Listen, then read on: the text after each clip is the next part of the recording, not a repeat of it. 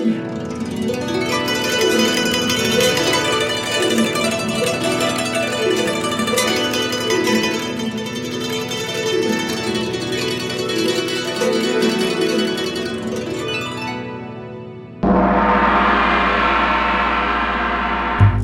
l'Académie de La Réunion, l'enseignement du mandarin se développe. Il répond à une demande croissante des élèves et des étudiants. Les cours commencent dès le primaire, comme ici, à l'Immaculée Conception, à Saint-Denis, où les enfants ont vraisemblablement accroché à la matière et à ses perspectives. Je fais du chinois pour apprendre une nouvelle langue vivante et parce que je pensais qu'elle était captivante et j'ai vu ça. Et c'est aussi parce que c'est comme ça que je pourrais envisager un voyage en Chine. Je trouve que c'est beau à prononcer et à écrire. Je trouve qu'en fait, faire des lettres en français, c'est pas très joli écrire. Mais alors dès qu'on écrit en chinois ou dès qu'on le parle, je trouve que c'est beau, c'est artistique, c'est poétique. Elle nous apprend bien comment il faut placer et je trouve que c'est plus facile que je trouve que l'écriture française. Oui, puis en fait c'est juste des traits, donc après il faut juste bien les placer. Cet engouement pour la langue chinoise est soutenu par les parents des élèves, qui n'ignorent pas le plus que cet apprentissage leur apporte. C'est une façon de voir autre chose, de découvrir autre chose, de voir une autre culture, entre autres, voilà, d'ouvrir son esprit, de voir qu'on n'est pas tout seul au monde et qu'il y a plein d'autres pays, d'autres mondes, d'autres gens, avec des façons de vivre qui sont différentes. J'aimerais, ce serait souhaitable que cette langue soit pratiquée pratiquement dans toutes les écoles, à savoir que ce soit dans le nord, dans le sud ou ailleurs. Si l'enseignement du chinois se développe, sa répartition reste inégale sur le territoire. Le nord compte 9 établissements, dont 4 écoles primaires, 3 collèges et 2 lycées. À l'est, 2 collèges et 2 lycées enseignent le chinois.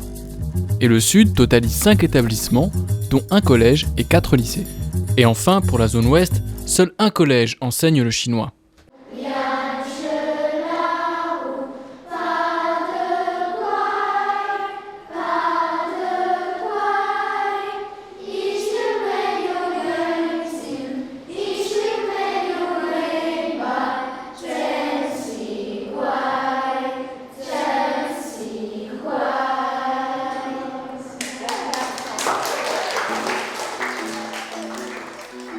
Dans cette école primaire, le mandarin n'est enseigné que depuis le mois de février 2011. Face à son succès, son directeur, M. Anselme, souhaite pérenniser la matière. Tous les parents, je pense, commencent à sentir l'importance, bon, l'anglais on connaît, l'allemand on connaît, mais l'importance du mandarin aujourd'hui.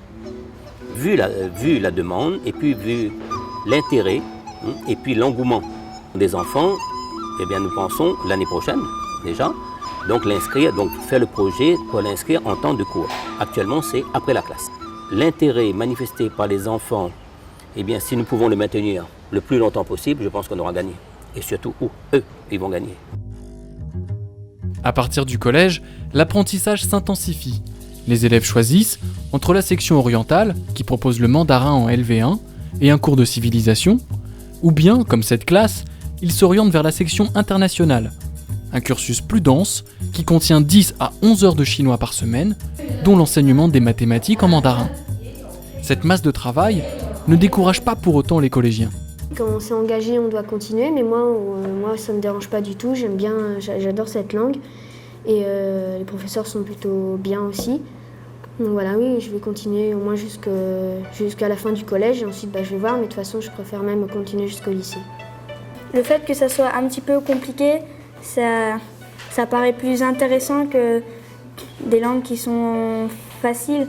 On a aussi des heures de civilisation en chinois et des heures de mathématiques en chinois, ce qui nous aide en mathématiques en français. Et c'est pas plus loin les mathématiques en chinois ? Non, au contraire, il y a quelquefois de nouvelles méthodes qui permettent d'avancer plus vite. La langue chinoise fait désormais partie des compétences de ces collégiens et ils ont bien l'intention de l'utiliser pour leur avenir. En fait, plus tard, je voudrais plutôt faire vulcanologue, sismologue. Et c'est assez connu qu'en Asie de l'Est et tout, il y a des régions sismiques, volcaniques, comme au Japon en ce moment. Et ce serait intéressant d'aller là-bas et de pouvoir quand même échanger, ou en Chine aussi, l'Himalaya, enfin voilà. Je voudrais être pilote d'avion Donc j'aimerais bien partir dans une compagnie étrangère, donc par exemple en Chine, et ça pourrait m'aider avec les passagers ou avec d'autres pilotes ou même la tour de contrôle. Vu la position mondiale de la Chine dans l'économie, si on veut réussir, il faut travailler avec la Chine. J'aimerais aller soit dans le scientifique ou peut-être dans le commerce, je ne sais pas trop pour l'instant. Mais je sais qu'il y aura le chinois avec parce que je n'ai pas passé toutes ces années pour ne pas le pratiquer plus tard.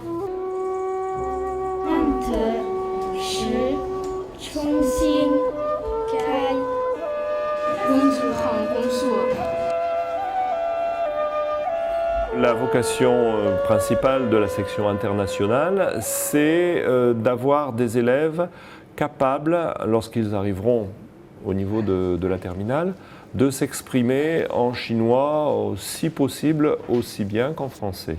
La section orientale a une ambition peut-être un peu moins élevée sur le plan purement linguistique, mais elle comporte une dimension culturelle très enrichissante également. Il est important évidemment de s'adresser à un public aussi large que possible, même si les exigences sont élevées.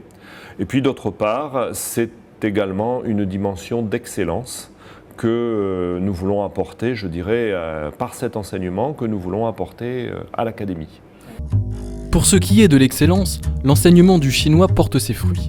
C'est ce qu'explique David van der Ploeg, professeur de mandarin au lycée Lecomte de Lille et chargé par le rectorat d'entretenir le bon fonctionnement de la filière au sein de l'académie. Pour lui, le résultat est là, les bons élèves et le chinois font bon ménage.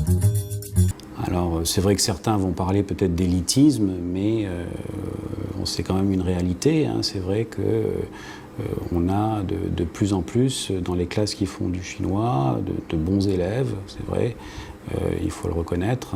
Et en ce qui me concerne, c'est très agréable quand on est enseignant de chinois de se trouver dans ce type de classe. En section internationale, comme en section orientale, les élèves espèrent bien avec cette langue s'adapter à la nouvelle donne géopolitique. La Chine est un pays qui est en train de se développer économiquement, qui est déjà très développé d'ailleurs, et je pense qu'il va continuer à avancer, notamment aussi sur des questions un peu plus sociales, par exemple sur les droits de l'homme. Il commence à avoir quelques manifestations là-bas. Et je pense que c'est intéressant de suivre ce pays et que bientôt il va nous ouvrir beaucoup de portes au niveau économique ou dans d'autres domaines. C'est essentiel pour se démarquer des autres déjà, parce que moi par exemple je voudrais travailler dans le commerce, et donc ça sert vachement dans le commerce parce que c'est le pays qui monte, quoi. Tous les achats se passent là-bas, des trucs comme ça. Donc c'est essentiel. Leur motivation est encouragée et entretenue par au moins un voyage en Chine au cours de leur cursus. Une partie de la classe, on est allé à Hong Kong dans le cadre de l'exposition universelle. Donc on était allé en Shanghai et on a fait une escale à Hong Kong. Et c'est vrai que c'est un endroit merveilleux. Franchement, on a un peu l'impression de se retrouver à La Réunion. Mais en même temps, on est dans un pays ultra industrialisé avec des grands gratte-ciel. C'était vraiment beau. Et pourquoi pas, si mon métier doit m'amener à aller vivre là-bas, franchement, je serais très contente. Comme je vais assez souvent en Chine avec mes parents, je suis contente quand je comprends quand ils parlent des fois. Après le lycée, les jeunes bacheliers peuvent poursuivre leurs études à La Réunion, à l'Institut Confucius. Ouvert récemment en novembre 2010, ce pôle de la culture chinoise est implanté à l'Université de La Réunion. Il accueille tous les publics, les novices comme les confirmés. Donc l'Institut Confucius est un institut ouvert à tous les Réunionnais, à tous les jeunes Réunionnais, à tous les étudiants, mais aussi à des personnes plus âgées et qui veulent un jour retrouver soit leurs racines, soit leur identité, donc viennent ici apprendre le chinois. Et notre objectif pour l'Institut Confucius, c'est quoi? C'est qu'on va former des jeunes Réunionnais, des jeunes étudiants qui sont déjà en lettres, en sciences, en droit, et qui viennent faire donc ce diplôme universitaire chez nous, et que ce diplôme universitaire va constituer un atout pour leur CV, mais aussi pour leur avenir professionnel.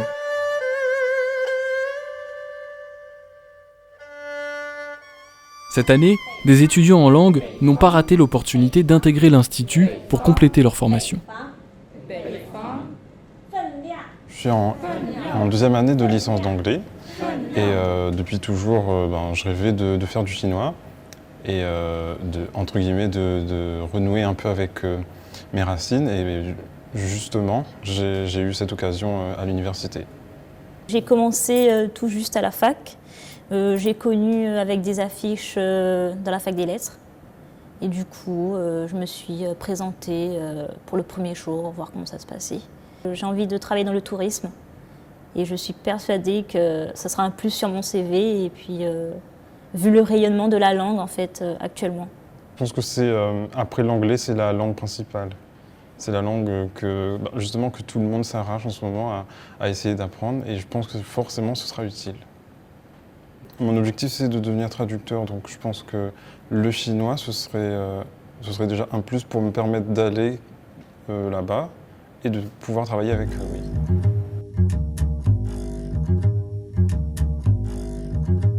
La préparation en langue est absolument nécessaire pour nos jeunes Réunionnais qui vont un jour, dans 5 ans ou dans 10 ans, qui vont non seulement se retrouver dans la mondialisation, pourquoi? Parce qu'ici déjà, depuis